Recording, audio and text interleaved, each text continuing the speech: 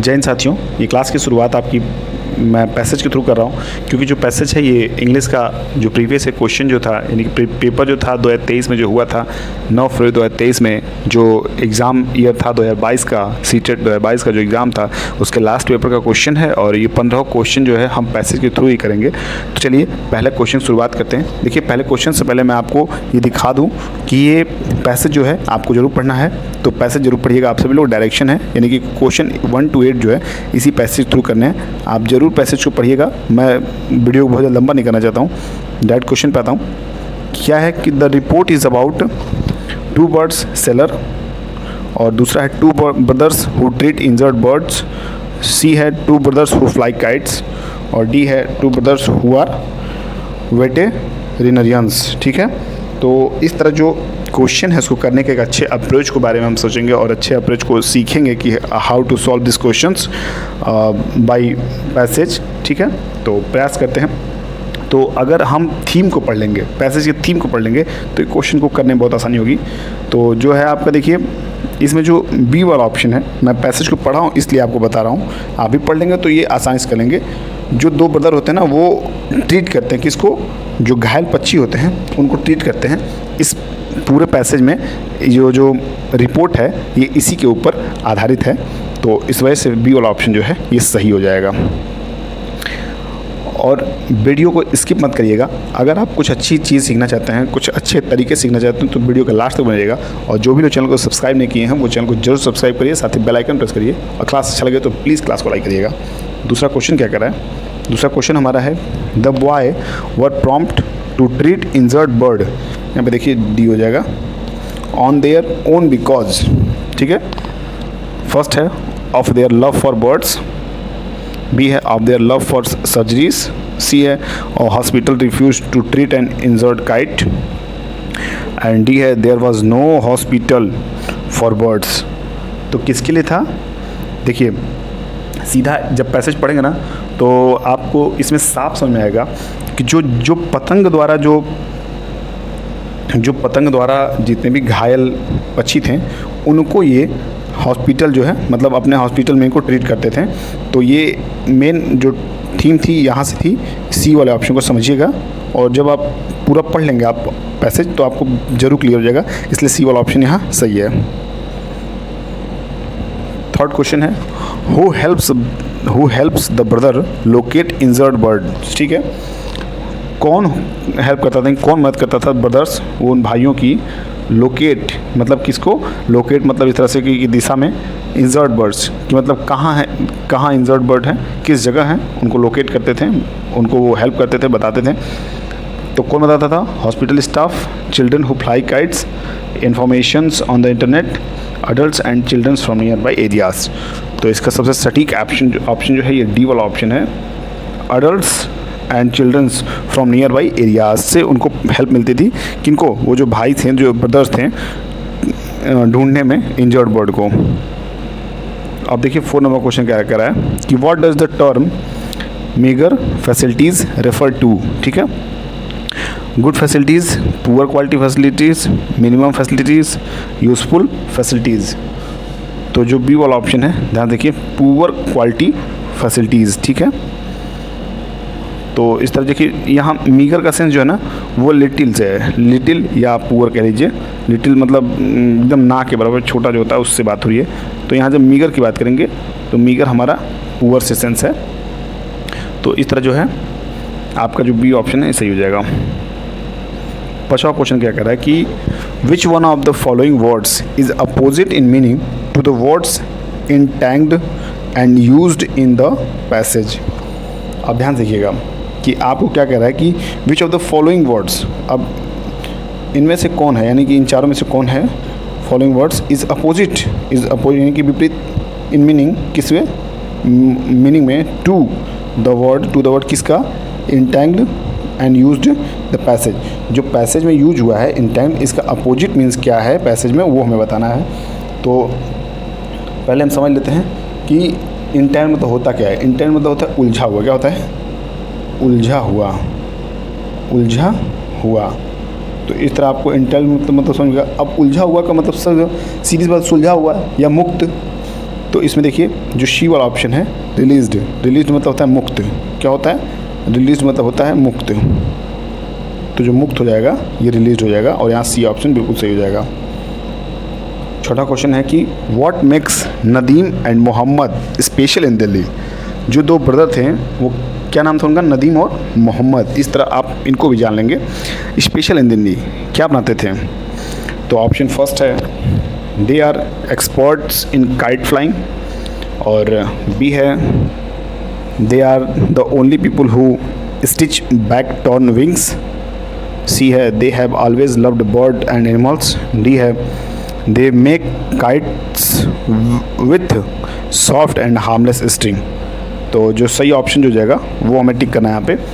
तो हमारा जो सही ऑप्शन जो जाएगा वो ए वाला ऑप्शन देखिए ध्यान से, सॉरी ए कहना, बी वाला ऑप्शन देखिए, बी वाला, they are the only people who stitch back torn wings. ठीक है, यहाँ पे in fact the brothers are the only people in Delhi who stitch. देखिए पैसेज के थ्रू, जो पैसेज की लाइनिंग जो है जब आप पढ़ेंगे, इन फैक्ट, जब आप अभी पैसेज में दिखा नहीं पा रहा हूँ, in fact the brother are the only people in Delhi who stitch back torn wings. अब जब आप पैसेज को बहुत बारीकी से पढ़ेंगे तो ये सेम लाइन आपको वहाँ मिलेगी और वहाँ से आप बिल्कुल अडॉप्ट करके आप वहाँ से देख के आप इस ऑप्शन को टिक कर सकते हैं। तो बी वाला ऑप्शन बिल्कुल सही हो जाएगा।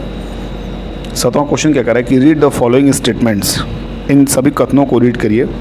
तो ए वाला कथन है Nadeem and Mohammad set up operation theatre in their bedroom, और बी है the veterinary hospital treated the birds of and prey successfully. तो अब इनका ऑप्शन दिया है A is true and B is false, both A and B is true, both A and B are false, D दिया A is false and B is true. तो इनका जो A वाला ऑप्शन है ध्यान देखिए, ए is true and B is false. Nadeem and Mohammad set up operation theatre in their bedroom बिल्कुल सही है, तो ये जो है सही हो जाएगा। But the veterinary hospital treated the birds of and prey successfully, ये नहीं था, तो इसलिए गलत हो जाएगा।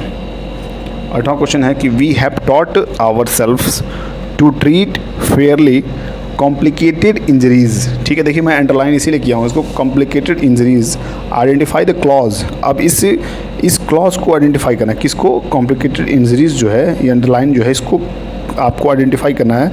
Identify the clause in the underline part of the sentence given above. तो क्या एडजेक्टिव क्लॉज होगा, या नाउन क्लॉज होगा, या प्रिंसिपल क्लॉज होगा, या एडवर्ब क्लॉज होगा? मैंने आपको पिछले कई क्लासों में, जब मैं हरियाणा की टीजीटी पीजीटी का मैं क्लास ले रहा था, उसमें मैं कई जगह आपको क्लॉज के बारे में समझाया हूँ। अगर आप उस क्लास को देखें, मतलब उस क्लास को देखेंगे, तो आप क्लास के बारे में बहुत ही क्लियर एंड कट समझ में आ गया होगा कि क्या चीज़ें क्लॉज के बारे में हमसे बार बार पूछ सकता है, और मैं बहुत अच्छे सॉल्व कराया उसको। तो इसमें जो आपका देखिए ध्यान से, जो नाउन क्लॉज है ना, नाउन क्लॉज, ये यहाँ पे नाउन क्लॉज को आइडेंटिफाई कर रहा है। तो कॉम्प्लिकेटेड इंजरीज़, अब देखिए मैं इसको बता रहा हूँ क्या, जो इंजरीज़ है, इंजरीज़ क्या होती हैं? चोट, इसको हम नाउन में ही रखेंगे। और अगर कोई एडजेक्टिव होता है, जैसे कि ये कॉम्प्लिकेटेड है, कॉम्प्लिकेटेड इंजरीज़ है, इसी जगह आपका जैसे गुड इंजरीज़, बैड इंजरीज़ इस टाइप का रहता, तो ये एडजेक्टिव हो जाता। और प्रिंसिपल क्लॉज तो है नहीं, क्योंकि इस पर कोई आधारित तो नहीं। एडवर्ब, अगर एडवर्ब से स्टार्ट होता तो वो हमारा एडवर्ब क्लॉज रहता है, लेकिन है ये प्रॉपर जो है आपका नाउन क्लॉज है। तो इस तो जो डी वाला बी वाला ऑप्शन है ये सही हो जाएगा यहाँ पे। अब देखिए आपको जो अगला यहाँ पे डायरेक्शन दिया हुआ है, 9 से 15 तक एक दूसरा पैसेज है। इस पैसेज को आपको पढ़ना होगा। देखिएगा ये 40 से पहला वाला ऑप्शन है, मतलब पहला ये पैसेज है। अब देखिए ऑफ दीज जहाँ है, यहाँ से दूसरा पैसेज है, और इट वॉज, यहाँ से इट वॉज से तीसरा पैसेज है, और चौथा है इनिशियली। ये इनिशियली कहीं है जो मैं देख नहीं पा रहा हूँ। दिया है कि इनिशियली स्कॉलर्स डिड नॉट, ये देखिए यहाँ पे आपको चौथा दिख जाएगा, इनिशियली स्कॉलर डिड नॉट। तो यहाँ से आपको 4 पैसेज दिए हुए हैं, तो 4 पैसेज के थ्रू आपको 6 क्वेश्चन करने हैं, 7 क्वेश्चन करने हैं। तो चलिए हम देखते हैं अपने 7 क्वेश्चन को। 9वां क्वेश्चन क्या करा हमारा, the passage talks about king Ashoka. The passage talks about, तो पहला ऑप्शन है किंग अशोका, बी है how king Ashoka spread this his message a small village, C option है, डी ऑप्शन है king Ashoka's was good behaviour, king Ashoka's good behaviour. तो जब आप पूरा पढ़ लेंगे तब आप इसको समझ पाएंगे। बाकी हम क्वेश्चन सॉल्व कर रहे हैं, एक बार आप ऐसे ज़रूर पढ़िएगा ताकि पढ़ने के बाद आपको क्वेश्चन करने में आसानी हो। तो इसमें जो बी वाला है, how king Ashoka spread his message, किस तरह जो अशोका थे अपने मैसेज को पहुंचाते थे या फैलाते थे, ये बात उस पर की गई है, पूरा पैसेज उस पर है। 10वां क्वेश्चन है, dash on the road to Bangalore a thoughtful sign board directs you dash, the word thoughtful is used for the signboard is in the above line because it directs one to a beautiful village, it is located on the top of a hill, it shows the way to a national monument, D. Ashoka's instruction were there on it। तो इसका जो सही सबसे सटीक और सही option जो जाएगा सी वाला ऑप्शन है, इसको देखिएगा ध्यान से। It shows the way to a national monument.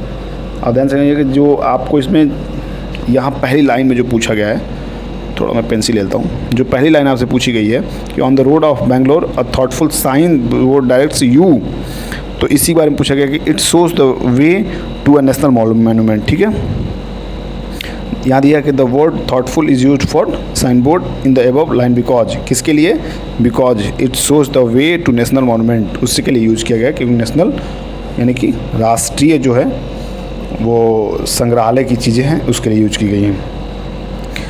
अब समझिएगा 11वें क्वेश्चन को, which of the following is true in terms of the practice followed in the older days. Option A है convert one religion, option B inscribe codes of conduct on rocks, C है carve out monuments from rocks, D है fight battle. तो यहाँ पे जो सबसे सही option है, ध्यान से देखिए बी वाला ऑप्शन को, inscribe codes of conduct on rocks, ये सही ऑप्शन जाएगा। 12वां है king Ashoka embraced Buddhism because he, option first wanted to adopt good behaviour, option B was a great follower to Buddha, to नहीं है, C a was moved by the destruction caused in the battle in Kalinga, D है wanted to spread message of Buddhism. तो क्या सी हो जाएगा इसका जो सी वाला ऑप्शन है, देखिए ध्यान से, king Ashoka embraced Buddhism because he was moved by the destruction you caused in the battle in Kalinga. 30 number question है कि which of the following words is similar in meaning to the word fable as use in paragraph 1। देखिए मैं इसीलिए paragraph सब लिखता चला था, paragraph 1, paragraph 2, paragraph 3, paragraph 4, 4 paragraph है। इन्हें दिया है कि fable which of the following words, यानी कि इन चारों में से कौन सा वर्ड्स है इज सिमिलर, यानी कि समान किसमें मीनिंग में, टू द वर्ड फेबल्ड, किसका, फेबल्ड की मीनिंग के लिए समान है, as use in paragraph first में जो यूज़ किया गया है। तो क्या हो जाएगा, फेबल्ड मतलब होता है वर्णन किया हुआ, क्या होता है, वर्णन किया हुआ। ठीक है, तो उसका अपोजिट जो जाएगा, सिमिलर जो जाएगा, तो सिमिलर वर्णन किया हुआ, ध्यान देखिए, अननोन नहीं हो सकता है, हिस्टोरिकल नहीं हो सकता है, रिनोवेट का मतलब होता है वर्णन किया हुआ, रिनोवेट एकदम सटीक ऑप्शन हो जाएगा क्योंकि रिनोवेट जो है वर्णन किया हुआ एकदम आपका सही आंसर हो जाएगा यहाँ पे। और रियल का मतलब हकीकत होता है, तो ये भी ऑप्शन नहीं होगा, ए बी और डी बिल्कुल नहीं होगा, इस तरह सी जो ऑप्शन आपका सही हो जाएगा। 14 नंबर क्वेश्चन है कि which of the following words is opposite in meaning to the word carnage. क्या है, carnage as used in paragraph 3। अब पैराग्राफ 3 में जो है इसके जो अपोजिट वर्ड हैं उनको बताने हैं। तो ध्यान देखिए इन चारों में से, ब्लडशेड पहला है, किलिंग है, हैवॉक है, पीस है। तो इसका सही ऑप्शन जो हमें टिक करना है वो हो जाएगा डी, पीस। क्या हो जाएगा, पीस। कैसे हो जाएगा पीस, मैं बताता हूँ। जैसे कार्नेज का होता है नरसंहार या हत्याकांड, ठीक है, क्या होता है, नरसंहार, नरसंहार या हत्याकांड, ठीक है। और पीस का मतलब होता है शांति, क्या होता है, शांति। पीस का मतलब शांति। तो इस तरह जो आपका ऑप्शन था ये डी सही हो जाएगा। और इस क्लास का और इस पूरे सीरीज का आखिरी क्वेश्चन है ये। इसके बाद हम अगले सीरीज चलेंगे जो इसके पहले पेपर हुआ था उसको हम देखेंगे, यानी कि शिफ्ट सेकंड के हम जो क्वेश्चन है उसको सॉल्व करेंगे। Between the river and the hills lies Sitapura which is a very small village. Identify the clause in the underlined part of the sentence given above. First है एडजेक्टिव क्लॉज, सेकंड है noun clause, third adverb clause और D है principal clause. तो कौन सा clause है? अभी हम थोड़ी देर पहले क्लॉज के बारे में चर्चा किए हैं। इसमें दिया है, देखिए अंडरलाइन मैं किया नहीं हूँ, इसमें अंडरलाइन हमें करना है कि which is very small village. कहाँ है ये देखिए, मैं इसको कर रहा हूँ which is very small village, यानी कि यहाँ से और यहाँ तक जो पार्ट है ये कौन सा है, तो ये कौन सा हो जाएगा? ये हो जाएगा आपका एडजेक्टिव क्लॉज। देखिए विच है, तो विच के बाद अगर आपका ये क्वेश्चन मार्क होता तो ये इंट्रोगेटिव क्लॉज होता, लेकिन ये क्वेश्चन ये आंसरेबल सेंटेंस है। क्या है? आंसरेबल सेंटेंस है, नॉट कि क्वेश्चनेबल। तो आंसरेबल सेंटेंस है, इसलिए विच आप पॉजिटिव वे में यहाँ यूज़ करेंगे। तो इस तरह जो आपका है ऑप्शन है जो एडजेक्टिव क्लॉज है यहाँ पे सही हो जाएगा। और इस तरह इस क्लास का यहाँ एंड होता है, समाप्त होता है। मुझे उम्मीद है क्लास आपको अच्छी लगी होगी। कुछ चीज़ें अगर गलती हुई होंगी तो प्लीज़ उसको सुधार किया जाएगा, तो आप कमेंट करेंगे तो मैं उसको सुधार करूँगा। और उम्मीद है आपको क्लास अच्छा लगा तो बिल्कुल लाइक करिएगा। और फिर अगले क्लास में मिलते हैं, क्योंकि अगली क्लास बहुत ही इंपॉर्टेंट होने वाली है। बहुत सारे क्वेश्चंस ऐसे हैं जो सीटेट के पहले मैं कराना उचित समझता हूँ, तो उन सभी क्वेश्चंस को मैं करा के आपको मैं एग्ज़ाम हॉल में भेजूँगा। तो इसके लिए आप रिलैक्स रहिए और तैयारी अपनी अच्छी करते रहिए। जितना हो सकता है ज़्यादा से ज़्यादा टाइम अपना तैयारी दीजिए, क्योंकि सीटेट एक बहुत ही स्टैंडर्ड लेवल का एग्ज़ाम अब करा रहा है, बहुत हल्का नहीं। तो सीरियस इसको लीजिए, बहुत ज़्यादा इसको छोटे में या हल्के में लेने की कोशिश मत करिएगा। अपनी तैयारी अच्छी रखिए, स्टैंडर्ड लेवल की तैयारी रखिए, स्टैंडर्ड्स बुक पढ़िए, स्टैंडर्ड्स क्लास करिए। और मेरी तरफ से यही आपको सेशन है और ऑल द बेस्ट मेरी तरफ से। तो फिर मिलते हैं अगले क्लास में, तब तक के लिए बाय बाय, टेक केयर।